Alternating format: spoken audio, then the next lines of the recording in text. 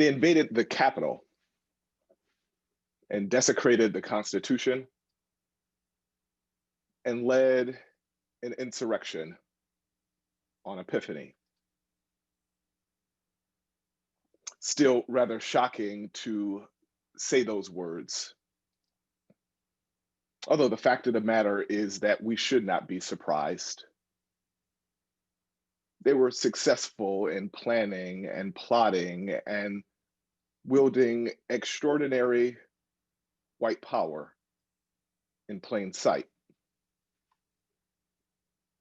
And we already know that they really didn't breach the Capitol. They were let in. It was an inside job. Capitol police officers moved aside barricades and took selfies with insurrectionists.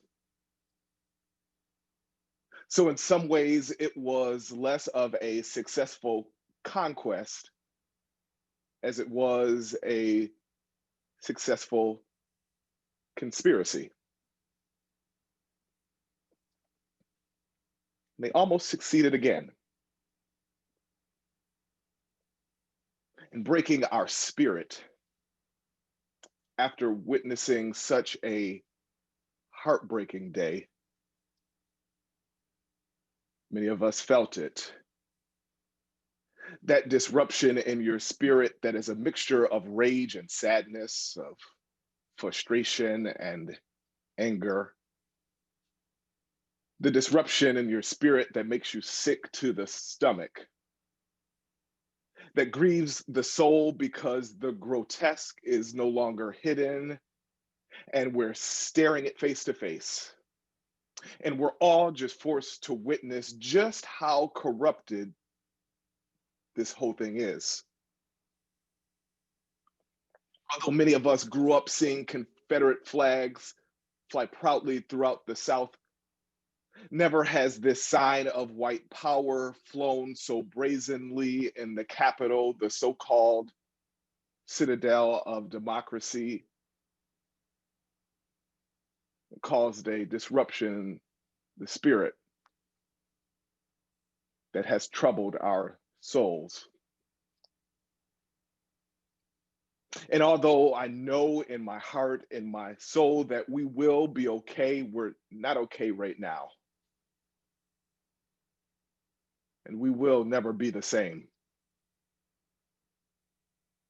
The events of this week have been horrifying.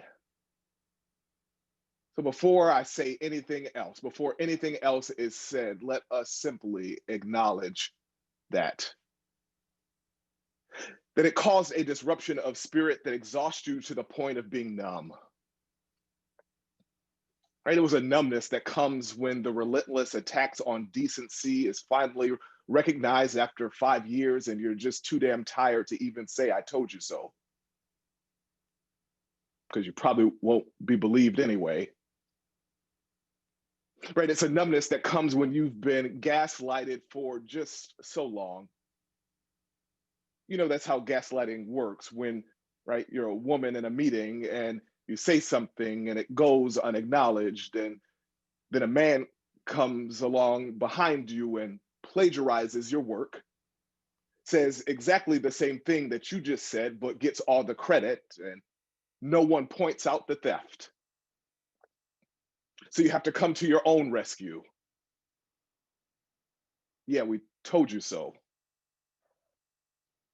The assault has been constant on dignity and decency and the very heart of democracy.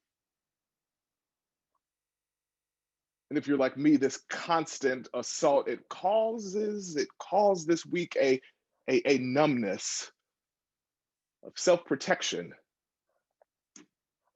right? Because we've been warring against this thing for so many years. We've been warring against this thing for years, this sinister incarnation of evil, which has basically been received with far too wide of a deafening silence. We are the Black New Yorkers who live with the trauma of his framing of the Central Park Five. We are the female survivors of sexual assault. We are the poor people who have been made poor. We are the immigrants caged at the border. We're those who were born here and said we're not citizens.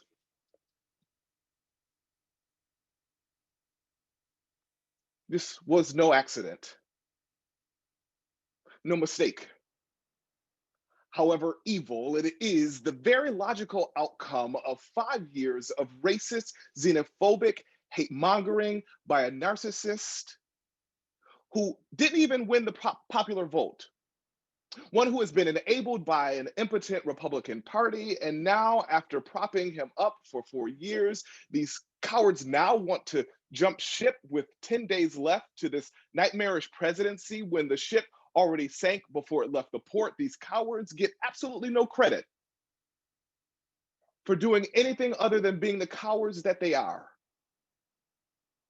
And you get no credit either, Facebook Mark and Twitter Jack and Amazon Jeff. You've already made your billions off his hate speech. And now, even though the sitting president, through seditious speech, has incited an insurrection, the cowardly cabinet, after all this, will not even invoke the 25th Amendment and cut out the cancer from the body politic. Even though those of us who have fought cancer know that 10 days actually does make a big difference. And even though it did not happen on Wednesday as it should have, cops still should show up unannounced to his house. And he should be forcibly removed from the White House in handcuffs. And even then, he will have been treated better than when police showed up to Breonna Taylor's house unannounced and left her dead. You see, a numbness washes over us when we see the utter hypocrisy and anyone who dared to say that there's no need for police reform, because it's clear that had Black people tried anything remotely close to this, there would be bloodshed, actually a bloodbath, massacre. Had Black Lives Matter protesters attempted any type of demonstration at the Capitol on the Electoral College certification by Congress, there would have been adequate police presence to prevent any Black person to step a single foot on the Capitol steps. Black people would have been shot dead on the spot. And the kill would be considered legally and certifiably immune as a threat to the Republic. Look, at this point, right, equality isn't even the main request. Right? Police, if you're going to enable an insurrection, at least stop killing us. Is that too much to ask for? Just too much we have experienced, and the very real trauma of watching a Black cop in retreat. Right, this symbolism in many ways cuts deeper than the Confederate flag in the Capitol, because these flags have been flying for the last 150 years. But there's something else. There's something about seeing the powerlessness of a Black policeman pursued by white power.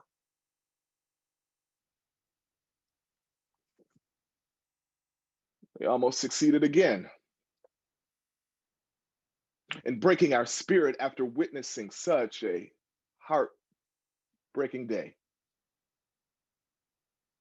If for a moment white supremacist terrorism overshadowed what also happened this week, the shining of light on white nationalism almost eclipsed the extraordinary fruits of Black resilience, the beauty of we who are dark. You see, beloved, this is precisely how white supremacist terrorism works. It distorts and distracts and destroys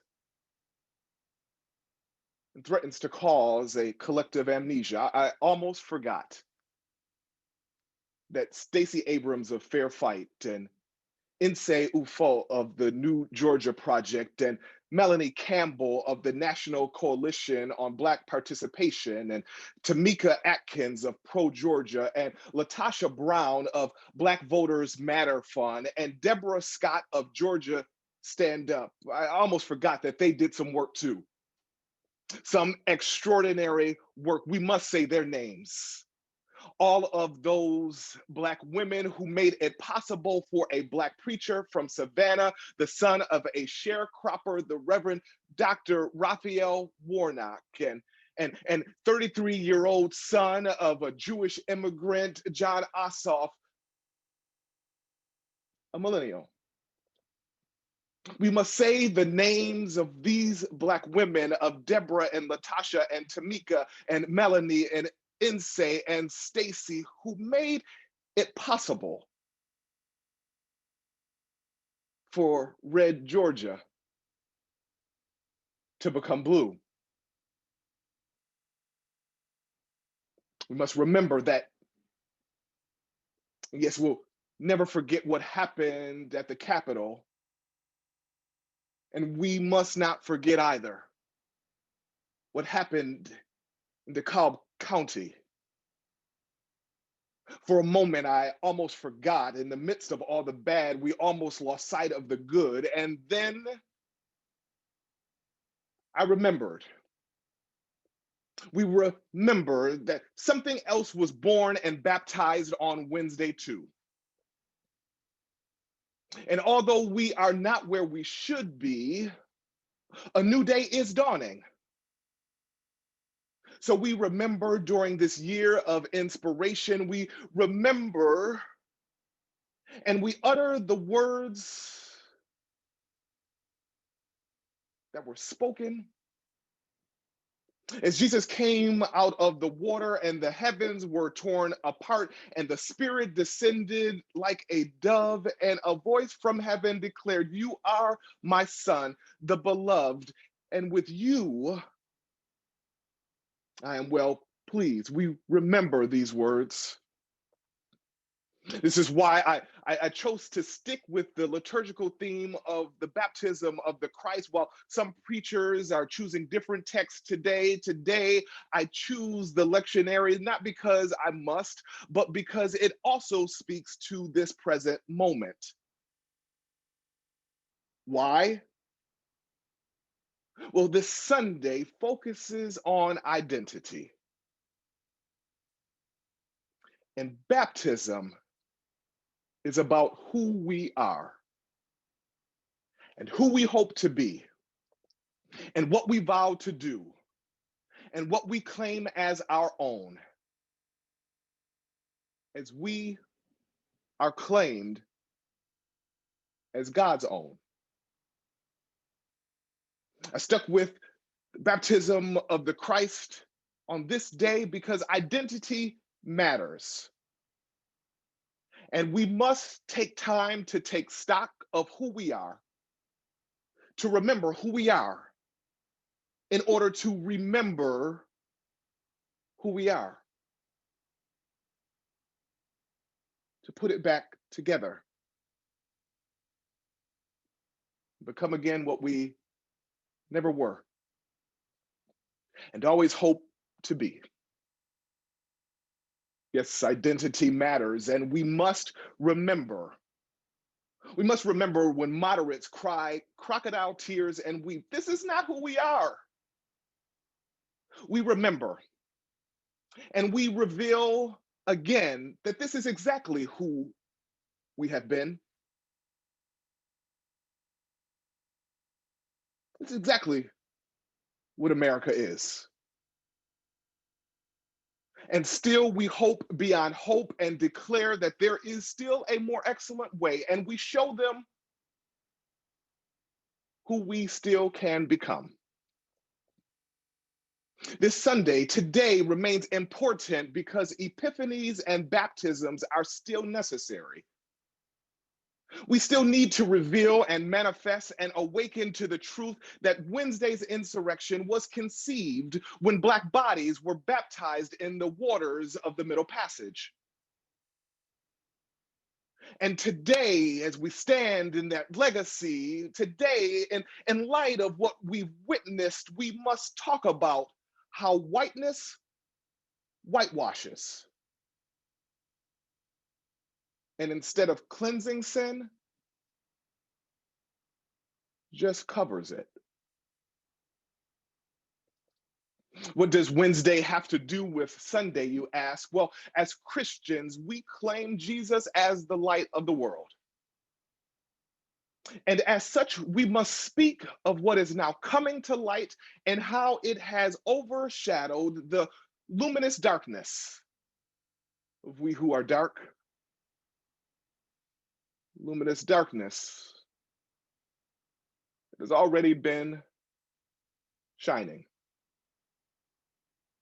Yeah, beloved, Wednesday has everything to do with Sunday, not simply because this so-called Jericho march into the Capitol has been named a Christian insurrection, and because extremists have erected nooses and crosses while shouting Jesus. Wednesday has to do with Sunday because once we shine the light on something, we can fix it.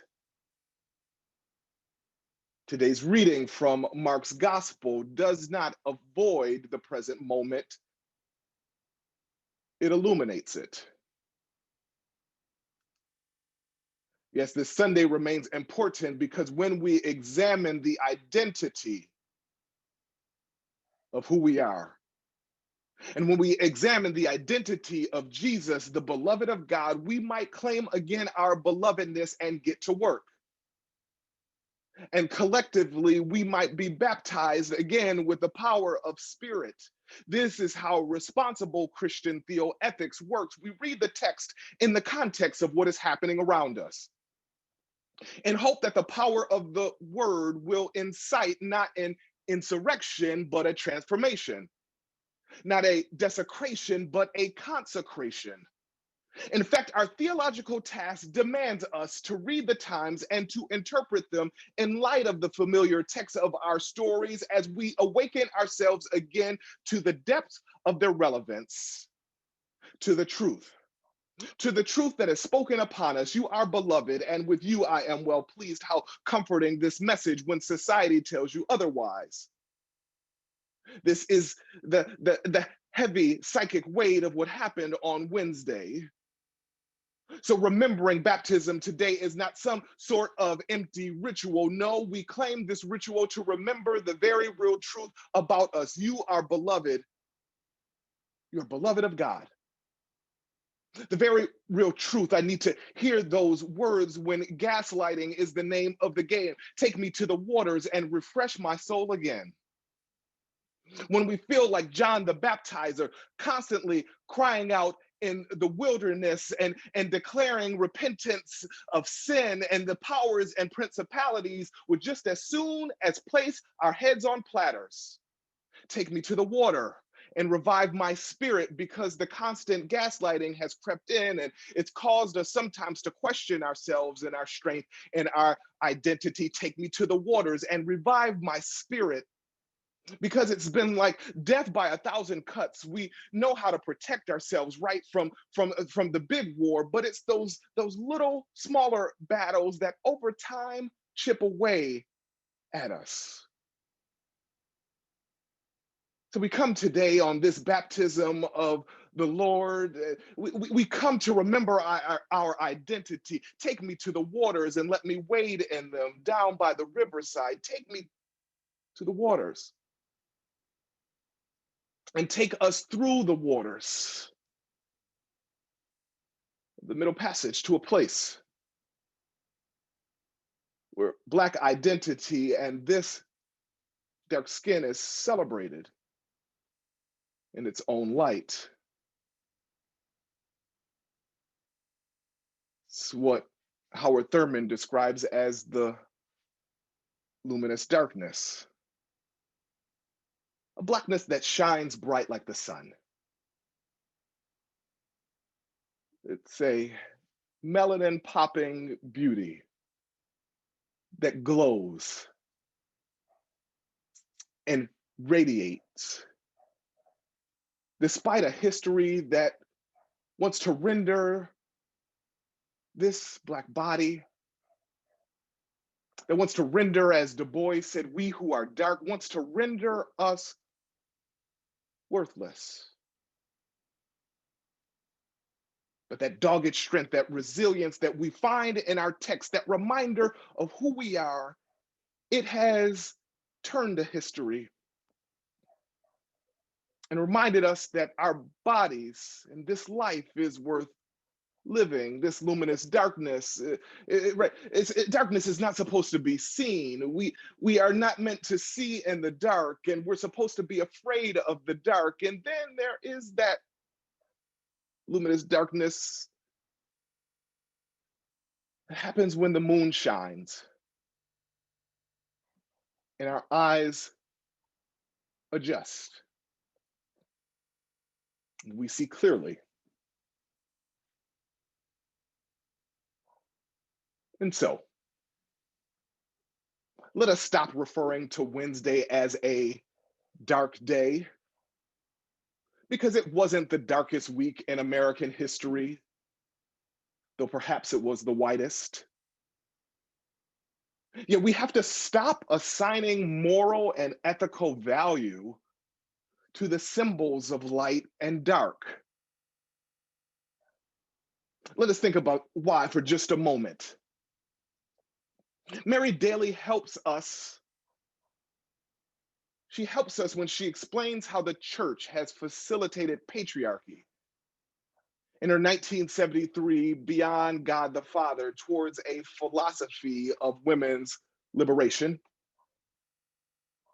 She says, and I quote, if God is male, then male is God. If God is male, then male is God. So, following Mary Daly's logic, I say that light cannot mean good and dark mean evil, because then light is right and white is right and black is bad. Right?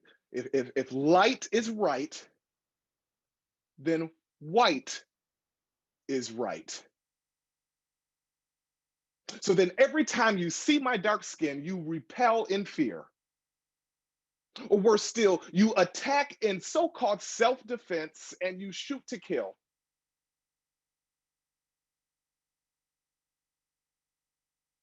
So this logic, right, this system, this architecture, it renders what we got.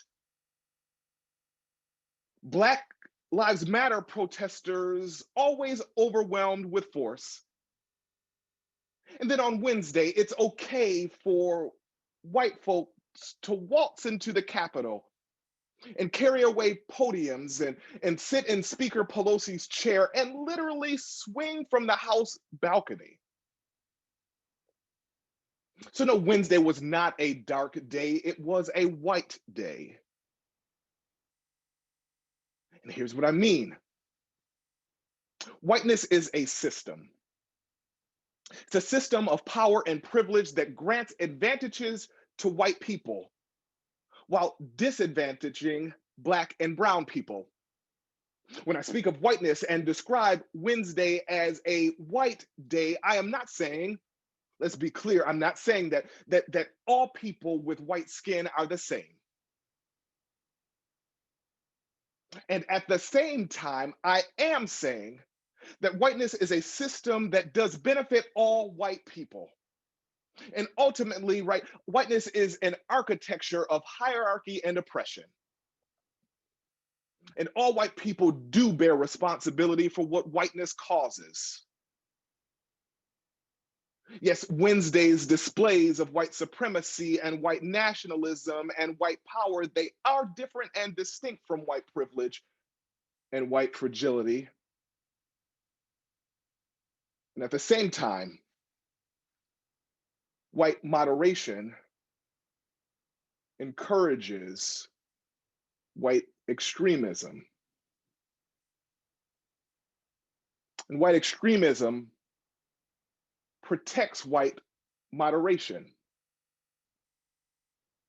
and allows the beneficiaries of white privilege and white fragility to claim, when they see the horrors of Wednesday, to claim, at least I'm not them. We'll come back to this next week, but to be sure, this moderation and gradualism is what MLK indicts when he writes his letter from a Birmingham jail. But for today, let us not forget that yes, extremism is authorized by everyday, ordinary actions. So where's the hope, you ask? As I conclude, I'm not going to try to tidy this up. There's no hoop to the end of this sermon, no energetic climax. Because though our spirits are not broken, our bodies still lament. And still, in the midst of all that has happened, I find hope in the luminous darkness, the blackness of God. You see, this is what the late Reverend Dr. James Hal Cone, the father of Black liberation theology, who taught and was eulogized by that new senator from Georgia, the Reverend Dr. Senator Raphael Warnock.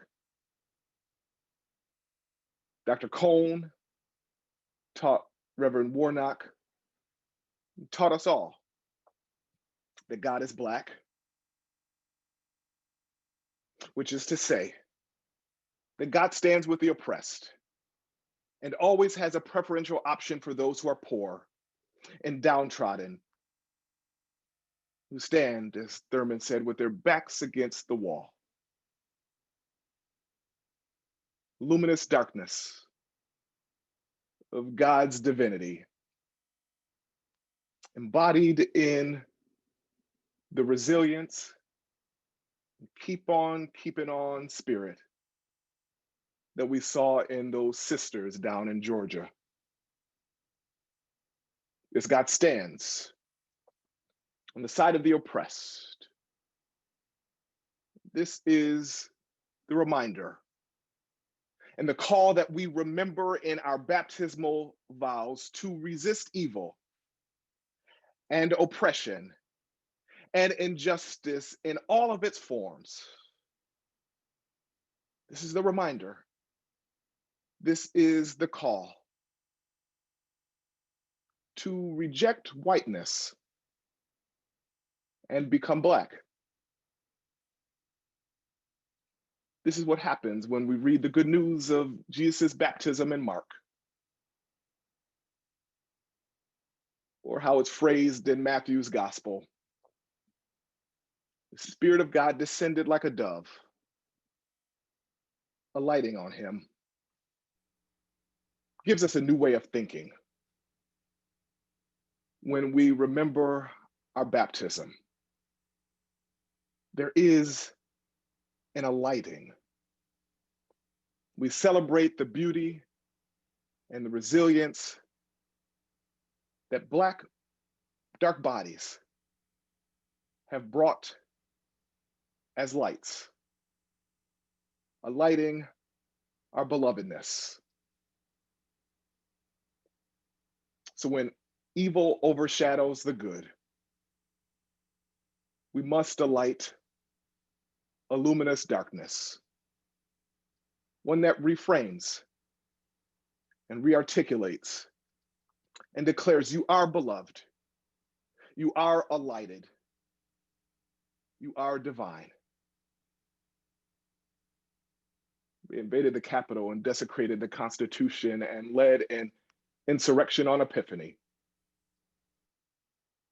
But they will not invade my heart, and they will not break our spirit. So let us not forget what happened on Wednesday, January the 6th, 2021. And let us no longer be the same. And only in that luminous darkness can we truly say that it's been a dark week. May it be so. Amen.